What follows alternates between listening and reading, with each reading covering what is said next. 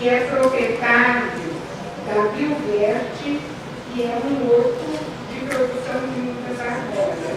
Ele vem substituindo a professora Eliana Ganaldo, que por um problema maior não pôde comparecer. E gentilmente aceitou o convite da organização para fazer. Você tem meia hora. Boa tarde a todos. Eu gostaria de pedir desculpa a vocês, porque meu querido amigo Luiz Otávio me convidou para fazer essa apresentação sexta-feira às 5 horas da tarde, para suprir aqui a ausência de uma palestrante. Não tive tempo de preparar absolutamente nada. Então eu vim conversar um pouquinho com vocês sobre a nossa experiência.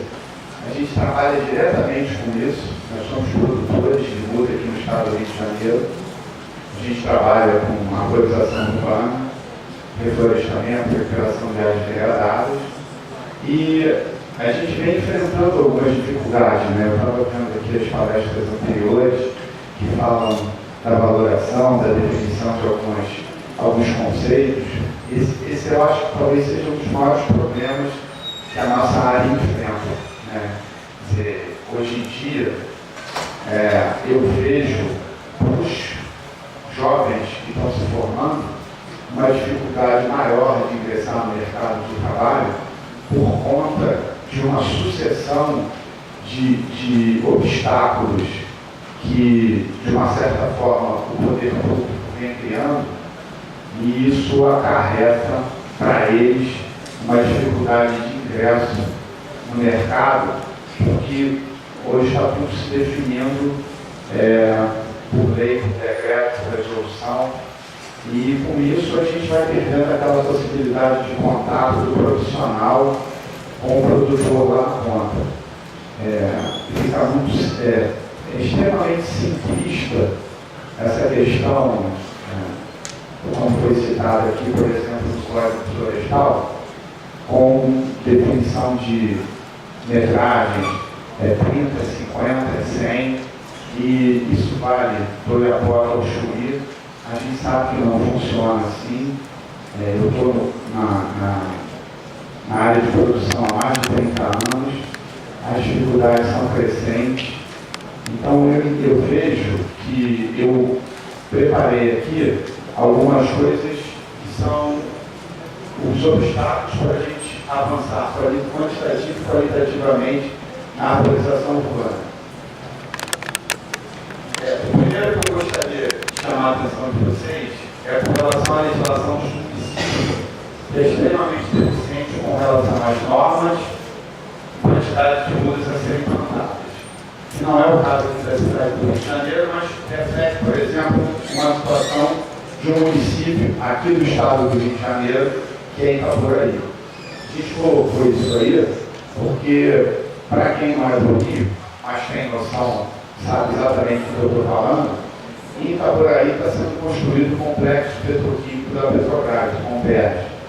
E a cidade está passando por uma transformação abrupta e eles não têm, por mais boa vontade que eles têm, eles estão tendo muita dificuldade de avançar numa série de questões que a gente até tem tentado ajudar de alguma forma, mas o objetivo é que não se permita que aconteça com Itaboraí aquilo que aconteceu com Macaé.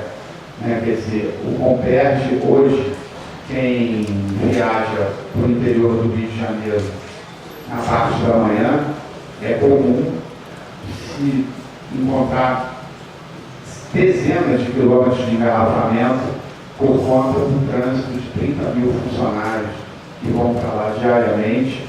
E nessa parte com essa falta de planejamento, a arborização em Itaboraí, para a parte verde, não tem absolutamente nada. Absolutamente nada. Eles não têm a menor noção de como é que eles vão evoluir. Eles têm uma boa vontade, eles querem fazer, mas eles não sabem nem como fazer, a quem procurar, a quem recorrer. Me preocupa um pouco a gente pensar em passar alguma coisa para o governo federal ou passar alguma coisa para o governo estadual, porque a Constituição fala que o espaço urbano é uma atribuição municipal. Quer dizer, os municípios têm que se preocupar com isso. Se a gente conseguisse ter alguma coisa dizendo que todo município é obrigado a ter alguma coisa nessa área, eu acho que a gente já dava um passo muito importante na direção da gente resolver alguns problemas que hoje já começam a trazer para as pessoas. A gente está vendo aí São Paulo falar nisso, o Rio de Janeiro, problema da poluição, que hoje já mata mais do que acidente de trânsito, e a gente sabe a importância que a árvore tem nesse processo. O grande problema é a população não tem uma noção muito significativa, ou pelo menos a maior parte da população, do que a árvore representa. Embora ela seja um recurso natural renovável, muitas das vezes nós estamos lá na ponta fazendo plantios, fazendo manutenção dessas áreas, a gente já foi posto para fora de rua com pessoas armadas e dizendo aqui ninguém planta nada, aqui na rua ninguém vai plantar nada. E eu não estou falando de nada longe daqui não, estou falando do município do Rio de Janeiro e estou falando do bairro de Jacarepaguá. A gente já foi corrido de Jacarepaguá, a gente já foi corrido do Jardim Botânico, para vocês verem que a coisa não é tão simples. Nós fizemos um trabalho junto com a Fundação Parque dos Jardins há uns tempos atrás, que envolveu as escolas públicas, onde o Parque dos Jardins antes fazia um processo de educação ambiental e depois a gente ia e plantava. É comum a gente sair para o campo com 100 pontos de plantio e conseguir plantar somente 22 pontos. Em 78 pontos as pessoas simplesmente não deixam que a gente faça o plantio na rua, em frente à casa dela. Então esse é um problema, me parece, ainda um pouco cultural. As pessoas não dão valor, não dão muito valor a isso, e a gente vai precisar trabalhar no sentido de que isso mude, né? Depois é o problema da falta de um plano diretor. A falta de um plano diretor específico para nortear as nossas ações. Para vocês terem uma noção, a gente hoje lá no Viveiro, a gente trabalha com 330 espécies diferentes, a gente trabalha focado na produção de musas da Mata Atlântica. Quer dizer, o bioma Mata Atlântica envolvendo a parte de floresta e restina. Dessas 330 espécies que a gente produz, a gente tem uma dificuldade muito grande de colocação dessas plantas no mercado, que as pessoas ignoram, as pessoas não conhecem. A gente também aprende o tempo inteiro com isso. As dificuldades que a gente encontra, você às vezes investe. Aí você tem que investir o tempo inteiro. Né? Mas aí você chega com um produto, um determinado porte, aquele produto você simplesmente não consegue avançar com ele, porque as pessoas não conhecem, não ouviram falar. Você pode ir na bibliografia, você vai verificar que está tudo lá bonitinho, e achar características daquela planta, se alguém já estudou. E com isso, essa falta do plano diretor, que pudesse nortear as empresas de uma maneira geral e os produtores de uma maneira especial, facilitaria muito a vida de todo mundo. Nós, hoje, já há algum tempo, nós não trabalhamos com o poder público, nós só trabalhamos com a iniciativa privada. Mas existe uma interface entre o que a gente faz e o poder público. Tudo o que a gente faz depende do poder público. A gente só não contrata com o poder público. E aí, para nós, é extremamente complicado você ter a definição de um determinado número de espécies, que estão definidas, que serão usadas num plano que ainda não é oficial, ele é oficioso. Você começa a produzir aquilo e no meio do caminho muda a política, mudam as diretrizes e aquela relação que você tinha não é mais aquela, passou a ser outra, e a gente que investiu bastante tempo, dinheiro na produção daquilo, aquilo não vai valer mais nada. E é não valer mais nada mesmo, que a gente vai ter que jogar fora. A gente não tem como aproveitar. Né? E eu trabalho, para vocês terem uma noção, a gente trabalha com nível de perda durante todo o processo de produção, desde a parte de repicagem até a muda de arborização. Eu tenho 3 estágios de produto. Nesses 3 estágios eu chego a perder 45% de tudo que eu produzo. Então a perda é muito elevada. Né? E a gente faz isso mais ou menos como se a gente estivesse adivinhando o que vai acontecer. Né? A gente hoje foca muito nas espécies ameaçadas. Esse é um foco que a gente tem na empresa, de estar trabalhando com essas espécies sempre numa escala cada vez maior. A gente entende que esse deveria ser o principal foco do meio acadêmico e do poder público, ajudando nesse processo, para que a gente pudesse, nas unidades de conservação, nos empreendimentos, onde você sabe que vai haver segurança. Né? Toda vez que a gente tem a possibilidade de fazer um trabalho para uma empresa que vai destinar uma determinada área, e aquela área vai ficar sendo vigiada, cuidada para as gerações futuras, nessas áreas, quase que 100% dos plantios a gente se volta para as espécies ameaçadas. Uma delas que hoje a gente vem fazendo bastante plantios, é o palmito, que infelizmente a gente não tem muito como usar na área urbana, mas nas ruas, mas em algumas áreas, algumas praças, algumas unidades de conservação, a gente podia estar reintroduzindo o palmito, né? Uma espécie da maior importância para o bioma. Então, as questões que a gente tem hoje, que limitam muito as nossas ações, elas se prendem muito à falta de planejamento do poder público. Né? Se o poder público tivesse isso, eu diria até que não falo nem que fosse uma questão de governo, mas eu acho que tinha que ser uma questão de Estado. Né? O Estado tinha que definir que existe uma política mínima a ser desenvolvida por todos os municípios. Porque aí, na hora que houvesse a mudança política, na hora que houvesse a troca do governo, esses programas não seriam operados, porque, como passariam a ser programas de Estado, eles teriam que ter continuidade.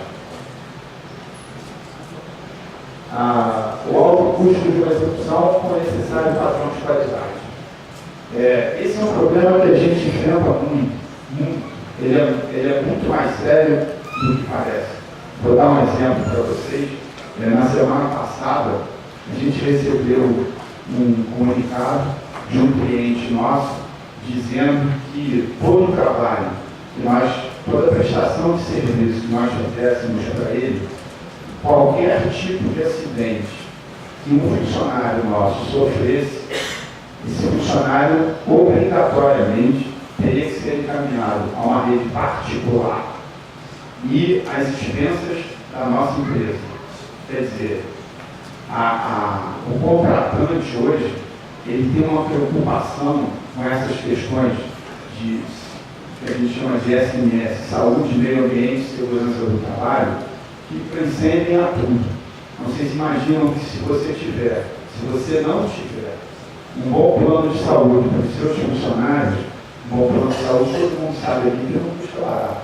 Né? Mas se você não tiver um bom plano de saúde para o seu funcionário, você tiver que levar um funcionário seu para um hospital particular com um problema cardíaco e esse cara tiver que ficar por algum motivo num CTI por algum tempo, você pode ter certeza que aquela obra lucro você não vai ter e pode te dar um prejuízo que pode te causar sérios transtornos financeiros dentro do seu planejamento interno. Hoje em dia, eu sou obrigado a fazer para os meus clientes, mas eles solicitam que todos os nossos funcionários assinem termos dizendo que não devem nada para a empresa, para você não ter problemas de trabalho escravo, para os alojamentos que a gente tem que usar, eles são verdadeiros apartamentos de luxo, né? Não está errado. Eu acho que é por aí que a coisa tem que caminhar. Mas é importante que as pessoas saibam que isso é custo, isso faz parte do processo, né? Recentemente, nós temos aqui no Rio de Janeiro 3 alojamentos, e um dos nossos alojamentos fica aqui em São Cristóvão, uma empresa que chegou de São Paulo recentemente, começou a trabalhar no Rio, nunca tinha trabalhado aqui antes, nos solicitou que a gente cedesse o nosso alojamento como o exemplo do alojamento a ser seguido pelas empresas que eles compraram. Mas não estou fazendo mais do que a nossa obrigação, né? Mas se vocês forem fazer uma visita ao alojamento, vocês vão ver que o padrão que a gente usa é o padrão da minha casa, né? Tem lavanderia, os funcionários todos têm um espaço deles conforme manda a norma, um chiqueiro bonitinho, tudo que vocês imaginarem a gente coloca lá. Porque senão a gente não consegue ter qualidade da mão de obra. É super importante que o cara, de manhã, de tarde e à noite, quando chega, ele tenha o conforto. Eu tenho problemas aqui de funcionários que não querem ir embora para casa. Eles têm mais conforto no alojamento do que eles têm em casa. Eu tenho casos de funcionários que ficam aqui. Isso é um custo que todas as empresas têm. Não tem como fugir disso. Só que na hora que a gente pega um sistema de preço de obras da Prefeitura do Estado, vocês vão ver que nada disso é levado em consideração. Então, como se falou aqui, eu tive a oportunidade de ver aqui anteriormente, a valoração de um IP amarelo de quase 900 mil reais. A valoração por meio ambiente, né? Quer dizer, isso aí serve para a gente ter noção do que isso representa em termos de valor. O grande problema é que a nossa atividade não é uma atividade que as pessoas deem valor, né? Não se iludam, porque a gente ainda tem uma grande estrada para percorrer, né? A questão da vegetação é uma coisa onde todo mundo dá pitaco, todo mundo é entendido do assunto. A gente assistiu recentemente a discussão do Código Florestal. Todo jornalista era um expert em Código Florestal, sabem tudo de código, mas não tem ninguém na ponta lá não, gente. Na hora que vai lá para o campo, é que a gente vê aonde o bicho pega, como é que a coisa funciona, qual é a realidade. Isso hoje é o que está mais sacrificando a gente. Então, o outro problema que a gente tem, total falta de apoio dos governos em relação à nossa atividade, é a situação que as secretarias e fundações afeitas à área, elas passam, né? Quer dizer, a Secretaria de Meio Ambiente e a Fundação Parques e Jardins não tem gente suficiente para poder atender o mercado. Quer dizer, você chega hoje para fazer, tem que submeter um projeto para aprovação, você tem que, aqui no Rio, você tem uma série de diplomas legais que você tem que seguir, e os órgãos ambientais têm que te atender, mas não tem gente. Não tem gente. E aí, mas não tem gente por quê? Isso não é importante. Né? Não adianta nós nos iludirmos com isso, porque na prática o que a gente tem visto é que você está lá com 3 funcionários, 4 funcionários, e pedindo para que sejam contratados mais profissionais. Mercado, eu recebo quase que um currículo pelo menos por dia, né? Um monte de gente aí querendo se colocar, sem muita gente qualificada para poder auxiliar nessa área, e a gente simplesmente não consegue evoluir, porque a política que existe em relação ao nosso setor é uma política fraca. né? Nós não temos bons representantes no Congresso, seja no Senado, seja na Assembleia, nas Assembleias Estaduais, na Câmara de Deputados, nos vereadores. Se vocês fizerem uma análise, cada um dos presentes que estão aqui, dos seus estados, dos seus municípios, ou a nível federal, e buscarem uma liderança com a qual vocês se identifiquem, vocês vão ver que vocês vão ter muita dificuldade de encontrar uma pessoa. Eu não peço nem duas, eu peço uma pessoa que fale com propriedade, que defenda essa causa com propriedade, né? Que consiga falar da realidade que a gente tem no plano, não do discurso pelo discurso. Isso está levando a gente a não encontrar solução para nada, né? Um outro problema que a gente vê também, com relação à baixa qualidade das mudas e dos plantins. Essa é uma prática recorrente também. Quer dizer, não é só do lado de lá, não é só o governo, não é só o poder público. Existe também na iniciativa privada uma série de maus profissionais que não se preocupam com nada. Quer dizer, na realidade, nós caminhamos por um lado que eu, particularmente, eu estou externando aqui a minha opinião, ela não foi salutar, né? Nós temos um conselho de classe que a mim não representa, mas eu sou obrigado a estar filiado a ele. Eu não tenho opção.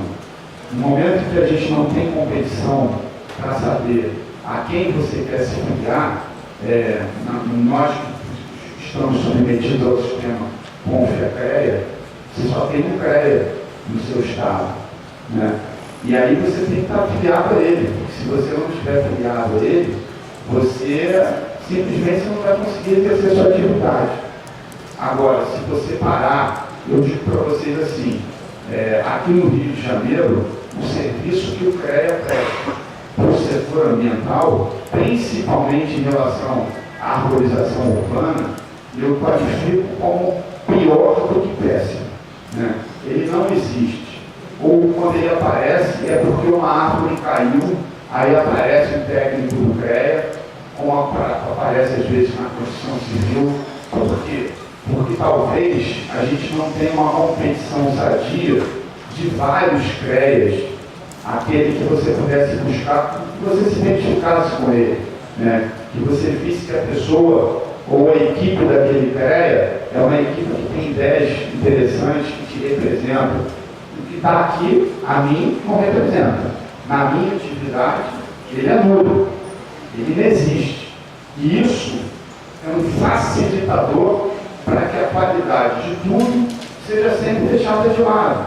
Então, você tem que competir de forma desigual, porque não tem quem faça fiscalização com relação a isso. Como você tem um monte de oportunista no processo, eles vão fazendo o que bem entendem e o CREA vai dizendo amém. Quer dizer, que deveria ser o órgão que deveria estar na rua fiscalizando para poder ver se a coisa está sendo feita ou não está sendo feita, né? Quantos colegas, né, vocês conhecem que já foram denunciados ao CREA? Provavelmente nenhum, porque por conta de um corporativismo que não tem nada de benéfico, é extremamente nefasto, né? Mas é assim que a coisa funciona. Essa é a nossa realidade. O outro problema que a gente tem em relação à manutenção das mudas, né? A gente tem encontrado, a gente procura, na medida do possível, ajudar aqui os órgãos, chamando a atenção quando a gente vê alguma coisa errada. A gente, às vezes, faz uma foto, encaminha, mostra, porque nós entendemos o seguinte: existe uma prática que é a boa prática, né? A gente corre atrás dela o tempo inteiro. A gente tem um compromisso quantitativo, né? Mas a maioria, talvez não a maioria, mas um grande número de pessoas não tem esse compromisso. Então, como o órgão não tem estrutura para fiscalizar, O órgão que deveria fiscalizar a atividade não fiscaliza. Então, faz-se o que quer, né? Hoje, agora, recentemente, a gente participa de alguns fóruns de discussão, no INEA, por exemplo, a gente discute a parte de eliminação de espécies exóticas invasoras nas áreas, de uma maneira geral, principalmente em área urbana, né? Aqui no Rio de Janeiro, a gente tem lugares que... Aqui a gente tem uma avenida que eu brinco muito, que se chama Avenida Ayrton Senna, que eu já mudei o nome para Avenida Ayrton Senna, porque ela tomou conta de tudo, só para ela. Quer dizer, ela está acabando com tudo. Show. Ela está acabando com tudo. E a gente não consegue fazer com que o poder público entenda que a gente precisa empreender alguma coisa nesse sentido, e toda vez que o poder público toma a iniciativa de querer fazer alguma coisa, vem a imprensa e fala o contrário. Eles estão cortando, estão acabando, estão destruindo. Por quê? Por conta de um desconhecimento. Então, esse é um problema de ordem cultural. E a gente precisa, de uma certa forma, mudar esse conceito. Porque tem um monte de gente aí animadíssima para fazer bons trabalhos, praticantes das boas práticas, procurando uma oportunidade e não conseguem chegar lá por conta de uma ignorância generalizada através dos meios de comunicação, que são muito mais sensacionalistas do que preocupados com a boa informação, né, a boa prática da informação, e isso vem limitando sobremaneira o ingresso de novas pessoas no mercado. Porque, como eu já disse aqui, o nosso setor não tem sido respeitado, né? Nos demais itens aqui, o pouco estudo de árvores nativas, a baixa diversidade e disponibilidade de espécies e medidas insuficientes para fomentar a produção, elas meio que estão ligadas à parte do plano diretor, né? Em 2009, eu tive a oportunidade de fazer um curso na Embrapa Floresta, lá em Colombo, e eu fiquei assim, super decepcionado, porque a Embrapa, eu tenho um conceito como a melhor empresa do Brasil, junto com a Embraer. A Embrapa Floresta, para mim, foi uma grande decepção, porque na época, estou falando de 2009, já tem 5 anos, eles estavam estudando 8 espécies nativas. 8 no Brasil, 8, né? Era o que a gente já teve informação para os próximos anos. E na linha deles, para que vocês tenham ideia, a ideia deles é que a gente agora, em vez de 12 exemplares por espécie, com distância mínima entre espécies, entre plantas, eles querem que a gente tenha 40 espécies, essas espécies sem problema de distribuição, mas com a necessidade de que todas elas pudessem passar por uma análise genética para a gente poder garantir a variabilidade. E só não tem laboratório para fazer isso. Então é assim que as coisas funcionam no Brasil. A lei vem antes, cria a regra, e aí você não tem como atender a regra. Porque simplesmente você não tem quem faça o exame hoje no país, não tem quem consiga fazer a análise dessas plantas. Muito obrigado.